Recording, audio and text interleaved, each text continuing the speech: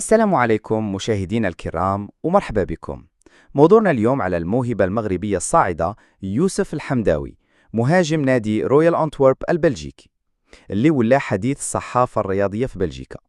الاتحاد البلجيكي مازال كيطارد اللاعب، وحسب مصادر موثوقة عرضوا عليه مشروع كامل باش يقنعوه يمثل المنتخب البلجيكي الشياطين الحمر.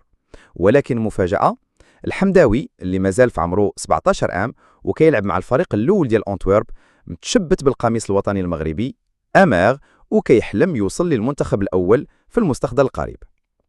الإعلام البلجيكي خرج وحذر من خسارة موهبة جديدة لصالح المغرب، بحال اللي وقع مع بلال الخنوس وشمس الدين طلبي وعدة أسماء أخرى اللي اختارت تلعب للمغرب.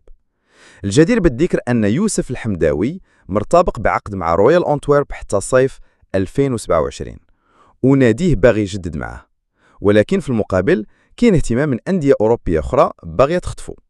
بالتوفيق ليوسف في الطريق ديالو، والراية المغربية ديما مرفوعة.